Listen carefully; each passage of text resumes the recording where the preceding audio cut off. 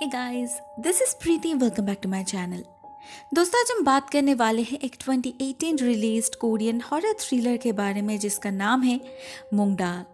कहानी की शुरुआत होती है एक स्कूल से, जहां हम दो हाई स्कूल स्टूडेंट्स डोंगजू और टाइसुक को कोई इक्वेशन सॉल्व करते हुए देखते हैं। उनमें से एक इजी था जिसे डोंगजू बहुत ही जल्द सॉल्व कर लेता है, मगर तारीफ का असली हकदार तो टाइसुक था, जो टफेस्ट प्रॉब्लम को भी चुटकी में सॉल्व कर रहा था। सभी उसके लिए क्लैप करते हैं सिवाय डोंगजू के। विजिबली उसे जलन हो रही थी। क्यों ना हो, टाइसुक जितना हैंडसम है उतना ही स्मार्ट और कूल भी। सभी उसे पसंद करते हैं। इवन जिसे डोंगजू पसंद करता है वो लड़की भी। गुस्से में डोंगजू कांपने लगा था। उसका तो मन कर रहा था वो अभी का अभी टाइसुक को मार डाले। वो उसके फोटो को स्क्रैच करने लगता है, स्पेशली उसके आंखों को, और देखते ही देखते उसकी ये विश पूरी भी हो जाती है। टाइसुक के आंखों से खून निकलने लगता है। नजारा बहुत ही खौफनाक था, बट यह सब रियलिटी में नहीं, डोंगजू के सपने में हो रहा था। ऐसा सपना जो वो हर रात देखता है। शायद जो वो रियलिटी में कभी कर नहीं पाता, वो ही सपने में पूरा करने की कोशिश करता है। बट इन रियलिटी ऑल्सो उसके बर्ताव बहुत ही अजीब थे, समटाइम्स क्रीपी भी। उसकी माँ मिसेस चोई उसे कंट्रोल नहीं कर पाती। उसका एग्रेशन दिन ब दिन बढ़ता ही जा रहा था। डायरेक्टली ना सही बट इनडायरेक्टली इसके लिए कुछ हद तक उसके पिता मिस्टर चोई जिम्मेदार थे। डोंगजू उनसे बहुत प्यार करता था, मगर उन्होंने अपने करियर के लिए अपने फैमिली को छोड़ दिया। कोई कांटेक्ट नहीं रखा उनसे, जिसका बहुत गहरा असर डोंगजू पर पड़ा। उसके अंदर नेगेटिविटी इतनी बढ़ गई कि पॉजिटिव सारे इमोशंस को खा गई। वो जिद्दी बनता गया, ऑब्सेसिव, अग्रेसिव, रूड और कुछ हद तक साइकोटिक भी। एक्चुअली उसकी साइकोलॉजी कभी ठीक तरह से इवॉल्व ही नहीं कर पाई। हम देखते हैं उसने अपने क्लोसेट में एक डॉल छुपा कर रखा है जो उसकी इकलौती दोस्त है। डोंगजू सिर्फ उसी से दिल खोलकर बातें करता है। असल में स्कूल में उसके साइकोटिक नेचर के कारण उसका कोई दोस्त नहीं था। सभी उसे अवॉइड करते थे और मिसेस चोई तो उसे घर से बाहर कहीं जाने भी नहीं देते थे। डोंगजू काइंड ऑफ यूज्ड टू हो चुका था अपने सॉलिटरी लाइफ से। मगर रिसेंटली स्कूल में एक नई लड़की सुवुई के एडमिशन के बाद सब कुछ बदलने लगा था। डोंगजू तो अभी पढ़ाई से ज्यादा उसी पर फोकस करता है, दिन भर उसी को देखता रहता है। वो बाकियों की तरह नहीं है। डोंगजू को कितने अच्छे से ग्रीट करती है वो, बिल्कुल किसी दोस्त की तरह। डोंगजू को बहुत अच्छा लगता है। पहले नजर में ही उसे उस लड़की से प्यार हो चुका था। उसने कई बार कोशिश भी की उससे बात करने की, मगर हर बार टाइसुक उनके बीच आ जाता था। कभी गाना सुनाकर तो कभी उसका स्केच बनाकर उसे इम्प्रेस करने की कोशिश करता था। और तो और सुयू भी उसमें इंटरेस्ट लेने लगी थी। स्कूल के बाद दोनों एक साथ हैंग आउट करने लगे थे। ये सब देखकर डोंगजू को तो गुस्सा आएगा ही, जो वो निकालता है अपने बेचारी माँ के ऊपर। चीजें तोड़ फोड़ करने लगता है। खाना नहीं खाता, इवन उन पर चिल्लाता भी है। मिसेस चोई को तो समझ ही नहीं आता वो कैसे संभाले इस लड़के को। मगर उसी दिन डोंगजू फिर से एक अटेम्प्ट लेता है अपने ड्रीम गर्ल से बात करने की, एंड लकीली इस बार वो सक्सेसफुल हो भी जाता है। सुयू तब क्लास में अकेली थी, कोई रोकने वाला नहीं था। तो डोंगजू जाता है, उसे एक हेयर क्लिप गिफ्ट करता है और फिर फटाक से उसे डेट पे जाने के लिए पूछ लेता है।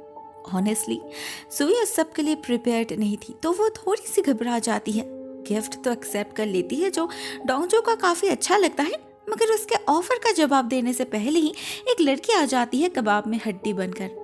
सुई को भी लेट हो रहा था, तो वो भी निकल जाती है उसके साथ, कुछ बोले बिना ही। बाहर टाइसुक उसके लिए इंतजार कर रहा था।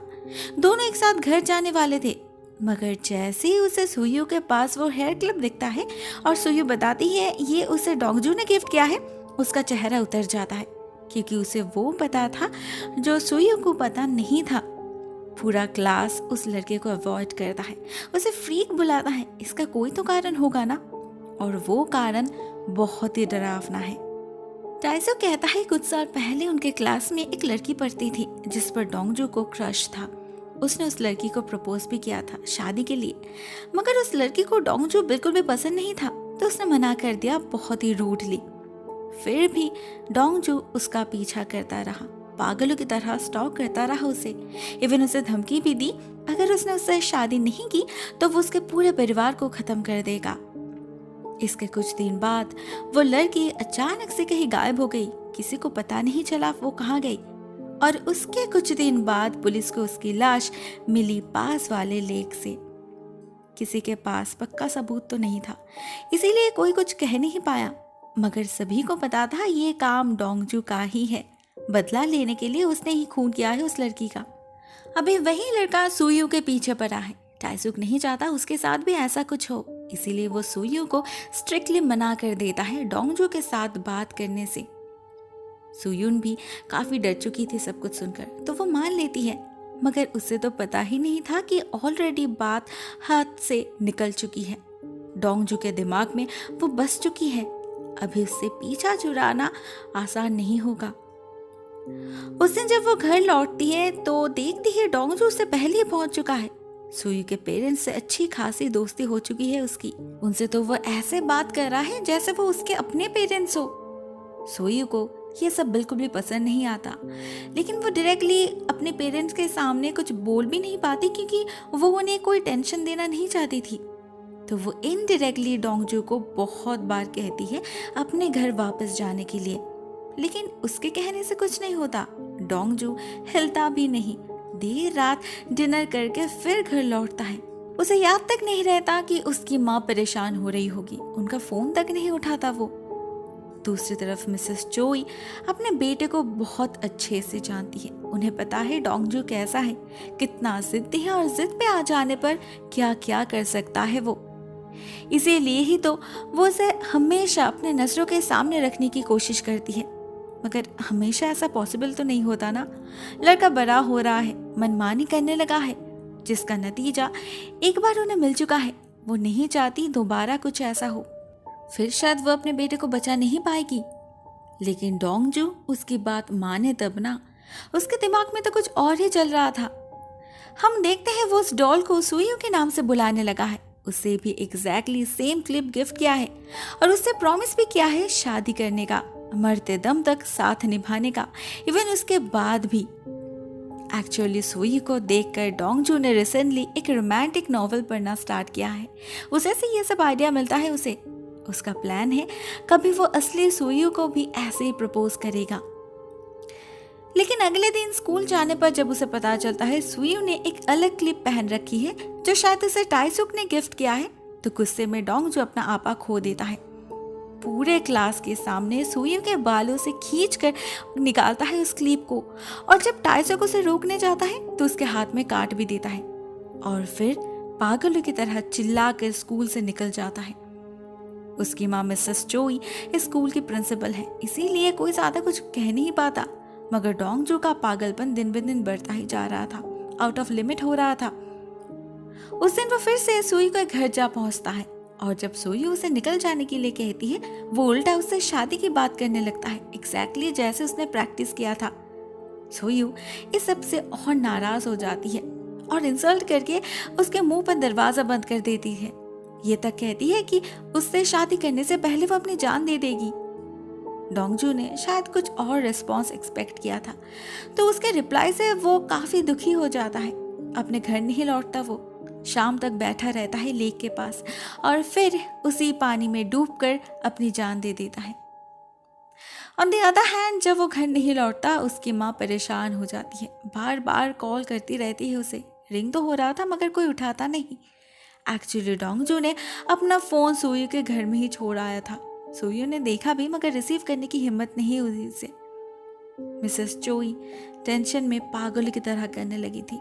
डोंगजू के अलावा उनका और है ही कौन। वो उसी रात पुलिस में रिपोर्ट दर्ज करती है, मगर पूरा एक दिन बीत जाने के बाद भी किसी को कुछ पता नहीं चलता।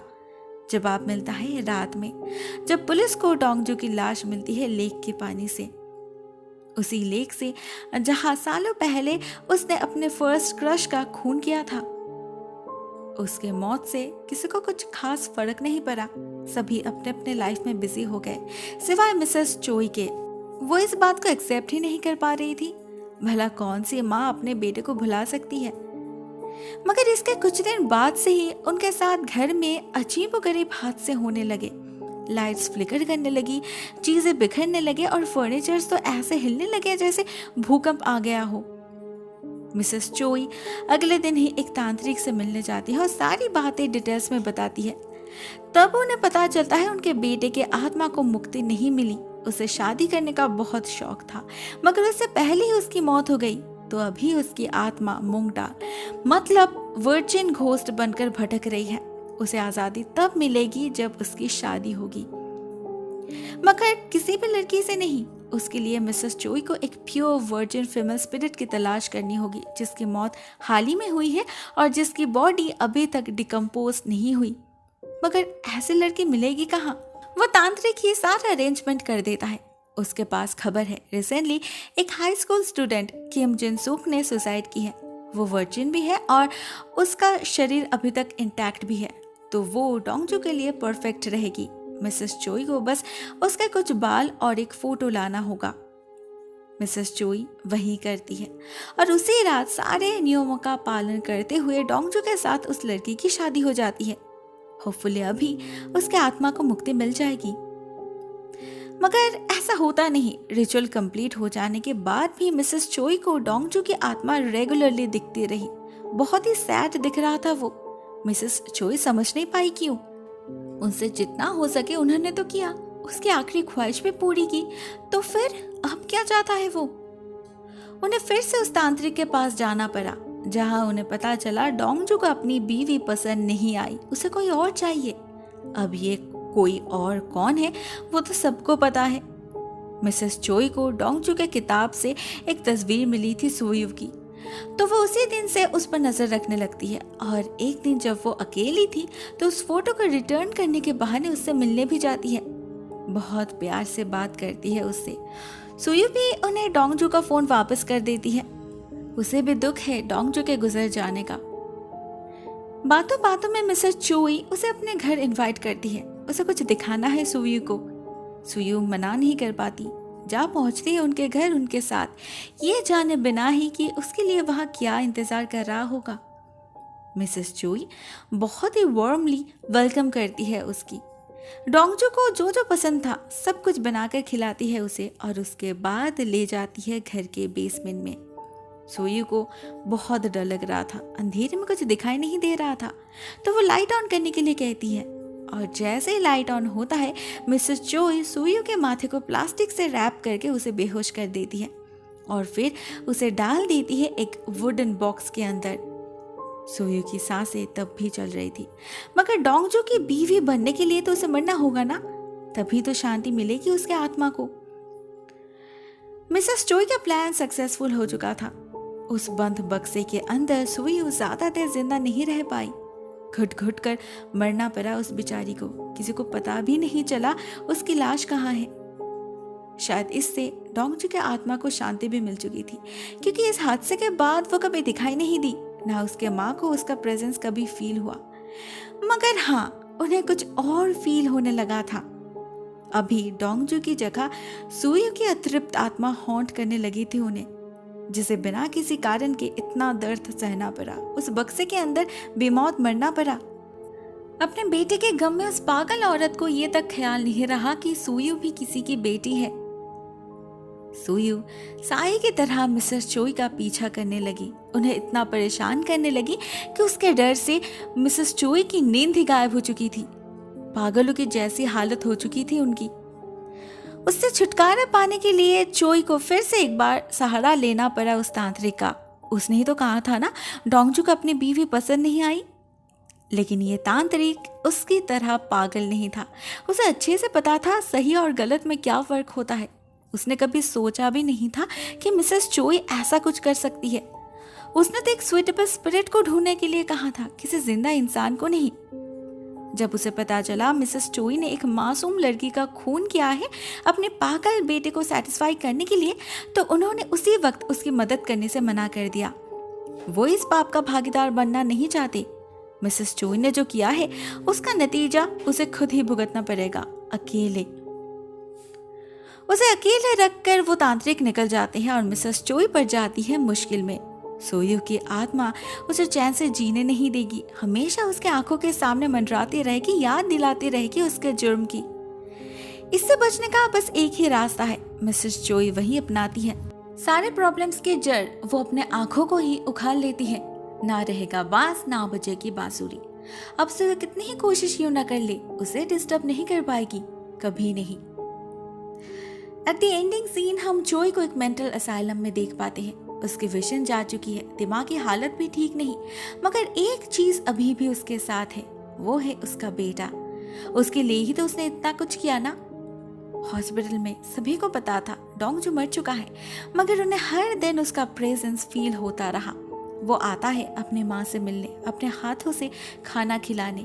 उनके प्यार ने डोंगजू को कहीं जाने नहीं दिया, न कभी देगा। माँ बेटे हमेशा एक साथ ही रहेंगे।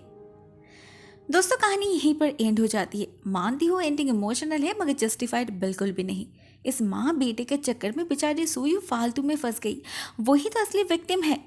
एट द एंड गुनहगारों को सजा मिली, मगर फिर भी उन्होंने अपने तरीके से जिंदगी को अडॉप्ट कर ली। माँ बेटे एक साथ रहे, खुश रहे। सुयू की तरह अकेले भटकना नहीं पड़ा डोंगजू को। तो यहाँ पर जस्टिस किसे मिली? भुगतना तो पड़ा उस बेचारी को ही ना। मुझे कहानी पसंद आई, ठीक ठाक है, मगर एंडिंग बिल्कुल भी नहीं। आपके ख्याल से एंडिंग कैसा होना चाहिए था? कमेंट में ज़रूर लिखना। हाँ, आज के लिए बस इतना ही दोस्तों। Thank you so much for watching this video. बहुत जल्द मिलता है किसी और नई वीडियो के साथ। तब तक के लिए टेक केयर, टाटा।